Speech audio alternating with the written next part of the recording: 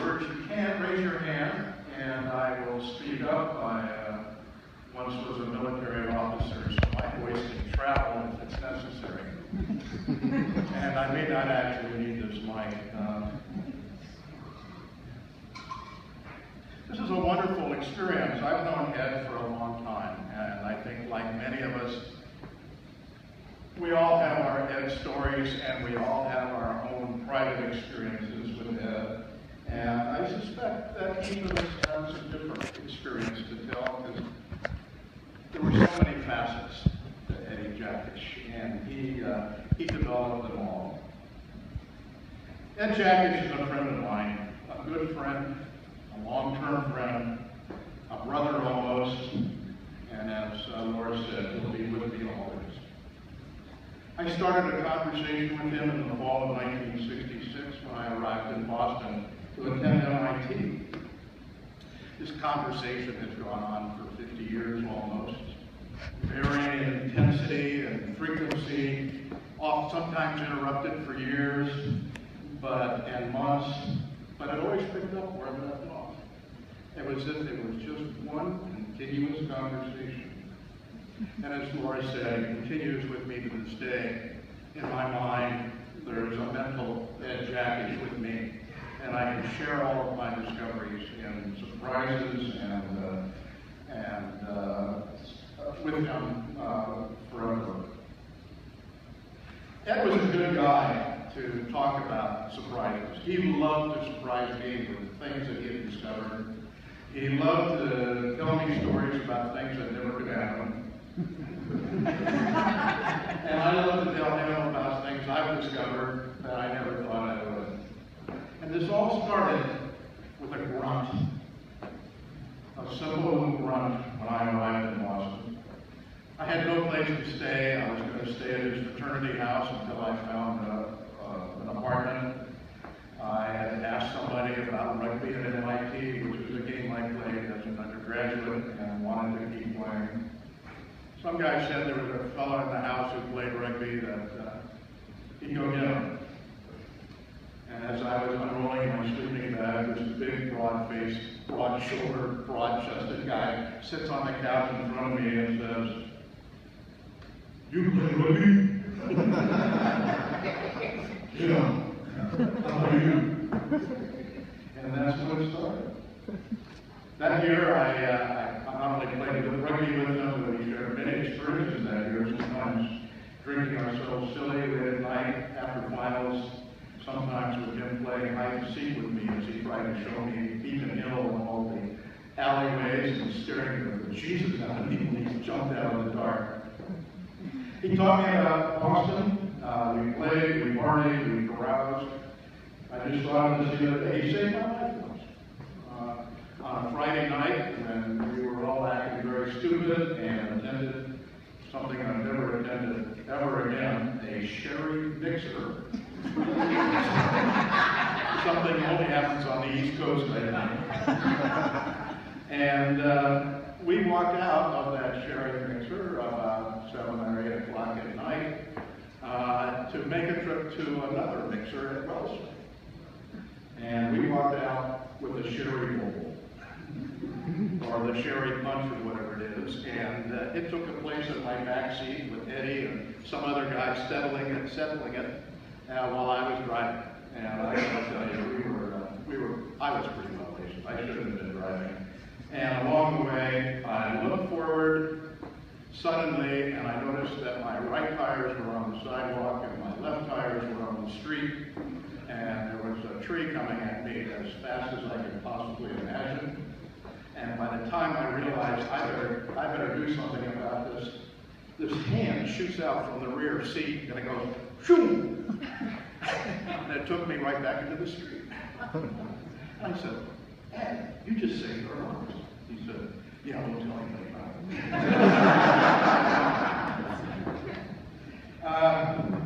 it." Let's see here.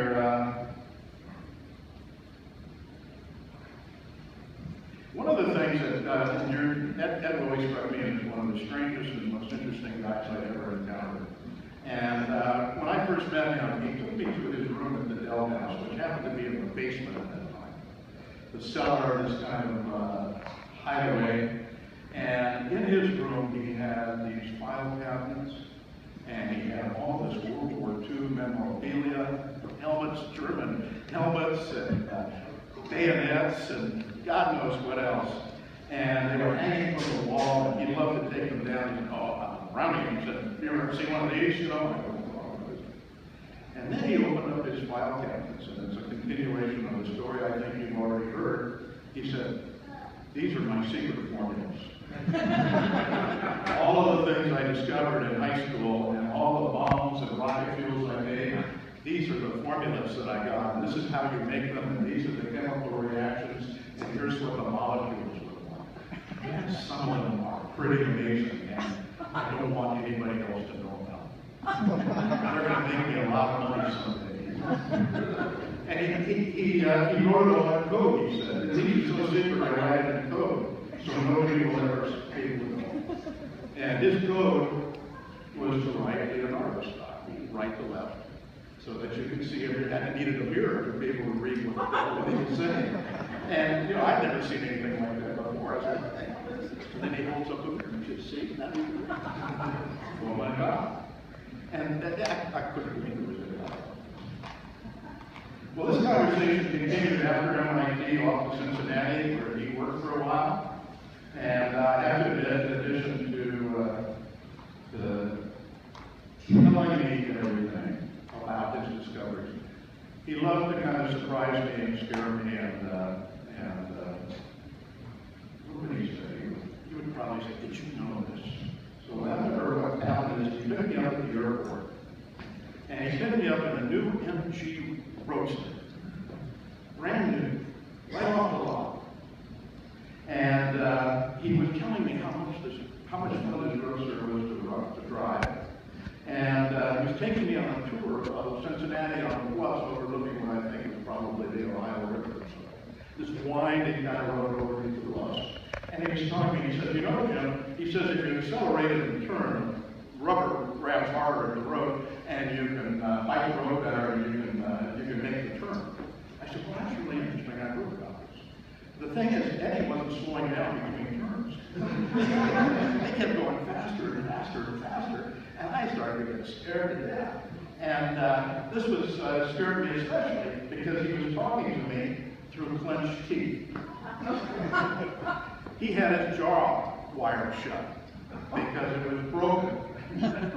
And it was broken because the week before, he had totaled his first MG in the back of a tractor trailer. And within a week, he had bought his second. And he not only scared me, he said, "You should have seen the look on the face of the salesman when I told him why I wanted another one." This went on to Philadelphia, where he worked for a while, and when I was stationed not too far from there in the service, and Eddie had by that time discovered the great art of rehabbing old homes and old condos, and this was maybe his second condo that he bought in the Lighted area that he was rehabbing, and he wanted to show me Philadelphia, and he wanted to show me this place. And we started what became a long-term activity of late-night conversations. And as I was sitting in his partially destroyed condo in some form of rehabilitation, we started these long talks, and I noticed I was surrounded by mantle blocks. He had apparently had a long-term interest in antiques. He had gone to an antique sale, and he said, "I got a really good deal. I had about 24 mantle blocks." And his whole place was filled with mantle blocks. I said, "Hey, that's a little excessive." "Why do you do that?" He said, not only do I have the 24 mantle blocks, they're all set at a different time." And I said, "Eddie, why are you doing this?" He says, "It's for my days." He said, "Only I know what the real time is." If they have to go home at a certain time, I make sure that I'm pointing to the right clock. He went on to San Francisco, and I ended up in Los Angeles, and we spent a lot of time visiting on his trips up and down the coast. And I have to say, Eddie reached a kind of a renaissance period in his life. This was the culmination of so many things that he loved. Not only the chemistry, but his love of food, and his love of wine, and his love of beer. Eddie had this job of selling enzymes to winemakers in California. And he traveled up and down the coast, befriending every winemaker who just thought he was the best guy in the world, and couldn't wait to have a dinner with him and break out the secret stock down in the bottom of the cellar that he was saving for just these occasions, and open it up, and Eddie would travel back and forth with his suitcase filled with knives and spices so that they could have just an enormous dinner. And that continued for many years, and he would show up at my house and open up his suitcase and say, "You see my knives? These are really great knives. How about this spice? I couldn't see it. I couldn't find it anywhere else." And I would go visit him. And he had his house up on Astor Street in San Francisco, overlooking the street, an old Victorian neighborhood. Lots of bedrooms. And every weekend I would go up there, the house was filled with houses. Most of them were winemakers on the coast who brought their families up to San Francisco for a weekend. But they were all from Brazil, and there was always a big dinner on Saturday night, preparation starting in mid-morning with a rush to the butcher, to the farmer's market, and getting all the stuff, and everybody gathering around the chopping block, chopping and preparing food, with a little Vivaldi in the background, and two or three bottles of open wine. And also a dinner that went on late at night. It was a lovely point for him, I'm sure. And in LA, he would come down and we'd do our evening run and take a beer into the sauna where we would fry ourselves and end up talking late in the night. And that's when I discovered that Ed, perhaps the only person I knew, was totally capable of falling asleep in a mid-sentence. And then waking up 5 minutes later and finishing the sentence. I never knew him. How he could keep that in his mind, it always surprised me. And then there was one visit I remember especially well. Eddie was in Chicago by then, and I had come to visit, and he was rehabbing another condo. Eddie, by the way, as far as I can tell, never finished rehabbing his condos. He was really big on the destruction part. Tearing out the walls, stripping the wallpaper, and he immediately started working on the kitchen, and as far as I know, that's how far he ever got before he sold this. But I was there for one visit, and for some reason, as Eddie was preparing dinner,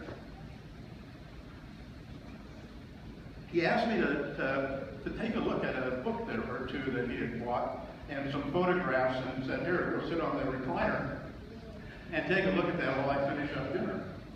I said, "Sure, why not?" And as I was sitting there, reading away, snapping through the photos, I noticed the door, which was ajar, suddenly opening, and in walks this beautiful woman who came over to me and said, "I'm Sharon." Said, "Eddie and I aren't talking."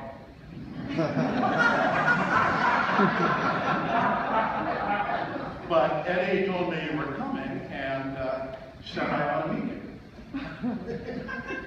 So I'm here, and I just wanted to let you know who I am and how, and we talked a little bit, and then Sharon got up, gave me a big kiss, and slipped out the door. Well, I think we all know what happened after that. Through it all, I came to know Ed in a lot of different ways, and I think to this day he is probably the most robust character, the most physically vital man that I've ever known. And perhaps most distinctly, this guy had a fierce curiosity. There wasn't anything he didn't want to learn about, and there wasn't anything he wouldn't go to the original sources to try to find out. He called it, or we called it ourselves actually, going to first principles. And to Eddie, that meant reading the medieval literature in Latin or Greek, so he could, we could find out what the real discoverers were thinking. And God, this just went over all sorts of subjects. For him, in the medieval Greek was all about science and chemistry and technology. And I added, being from California, everything I had learned about human potential and psychology that also seemed to fascinate him. But it was a marvelous journey I had with him. Starting in one place in our lives and extending over such a long, long time. And continuing, as I've said, to this day. As I was thinking about this talk, I was reminded of a poem that I actually showed Eddie about a year ago. Of all the things, poetry was not his thing, I don't think. I was doing cartwheels over this poem because I thought it was so lovely, and Eddie just kind of passed it on. But I think it captures the spirit of my experience with Ed. It's a poem by Maria Rilke, and I will read it in the voice of a poet, which I've learned is not necessarily reading the words in sequence, but reading it so an audience can kind of grasp its meaning. And the poem is called A Walk. And for me, I'll call it a journey. And it goes something like this. Our eyes already touch the sunny hill, going far beyond the road we have begun. So we are grasped by what we cannot grasp. It has an inner light. Even from a distance, it changes us. Even if we do not reach it, into something else, which hardly sensing it, we already are. A gesture waves us on, answering our own wave. But what we feel is the wind in our faces. Ed was my journey partner, and there was fresh wind everywhere we turned. Thank you, Eddie, for all that you are, and